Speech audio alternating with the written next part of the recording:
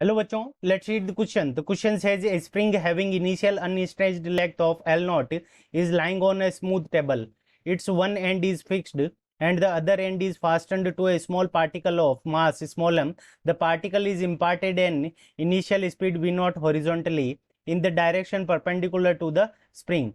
In the course of the motion in a horizontal plane, the maximum elongation of the spring delta L is equals to L naught divided by 10 given mass is equals to 0.1 kg, L naught is equals to 1 meter and V naught is equals to 11 meter per second.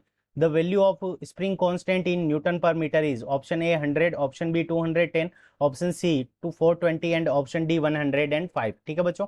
सो यहाँ पे हमारी spring है जिसकी हमें ठीक है ये length दे रखी है एल नॉट और इसके अंदर एलोंगेशन कितना होता है. तो यहाँ पे ये जो एलोंगेशन हो गया इसकी वैल्यू डेल्टा एल की वैल्यू हमें गिवन है एल नॉट डिवाइडेड बाई 10.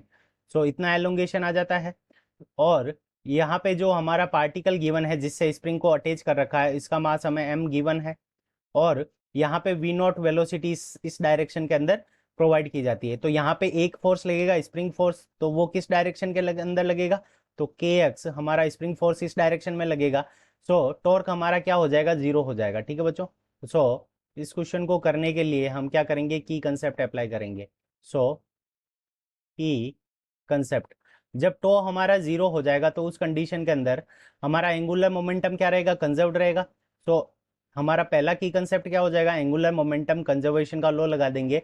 तो initial angular momentum is equals to final angular momentum. और एंगुलर मोमेंटम को हम किससे रिप्रेजेंट कर सकते हैं, एम वी आर से रिप्रेजेंट कर सकते हैं. तो M V are.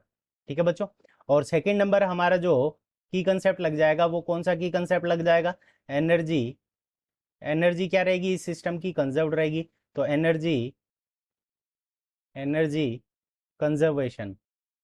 So energy conservation का भी हम क्या करेंगे इस क्वेश्चन के अंदर यूज कर लेंगे. टोटल मैकेनिकल एनर्जी क्या रहेगी हमारी, कंजर्व्ड रहेगी. तो एनर्जी कंजर्वेशन और एंगुलर मोमेंटम कंजर्वेशन से इस क्वेश्चन को हम सोल्व करेंगे.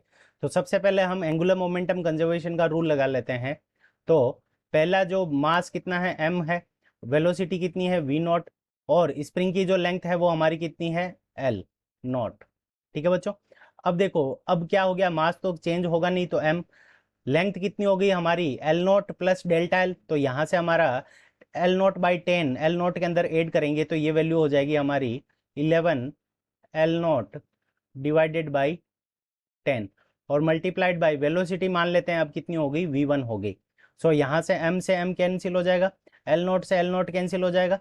सो हमारा v1 इज इक्वल्स टू कितना हो जाएगा, सो v1 इज इक्वल्स टू, तो 10 क्रॉस मल्टीप्लाई में हो जाएगा. तो 10 multiplied by V naught multiplied by 11. अब वी नॉट की वैल्यू हमें 11 दे रखी है.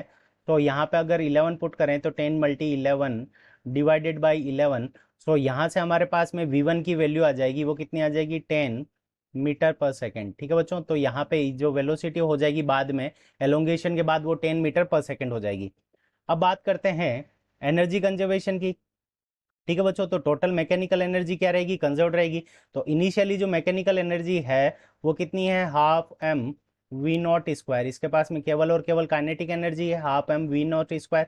और इसके अंदर क्या आ जाएगी, तो स्प्रिंग के अंदर एलोंगेशन होगा तो हाफ के एक्स स्क्वायर. तो डेल्टा एल जो एलोंगेशन हुआ है वो कितना है, एल नॉट डिवाइडेड बाई 10. तो इसका स्क्वायर करेंगे, so L naught square divided by 10 का स्क्वायर करेंगे तो ये हमारा कितना हो जाएगा, 100. प्लस ये वेलोसिटी कितनी हो जाएगी, तो v1, so half M v1 square. ठीक है बच्चों. अब देखो हमें k की वैल्यू फाइंड आउट करनी है तो इसको दूसरी तरफ पहले हाफ से हाफ कैंसिल हो जाएगा और एम v1 स्क्वायर इस तरफ आ जाएगा. तो हमारे पास में क्या आ जाएगा, k L naught square divided by 100 is equals to, so यहाँ से क्या हो जाएगा, M V naught square minus M v1 square. तो m दोनों में से कॉमन आ जाएगा.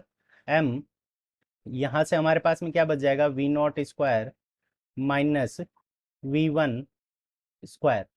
अब वी नॉट की वैल्यू हमारे पास में कितनी है, 11 का स्क्वायर करेंगे तो 100 एंड 121.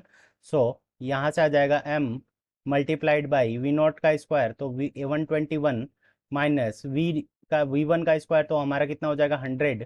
सो यहाँ से हमारे पास में कितना आ जाएगा, m की वैल्यू हम पुट कर देंगे तो 0.1 kg. तो और ये 100 जो है हमारा इससे क्रॉस मल्टीप्लाई हो जाएगा.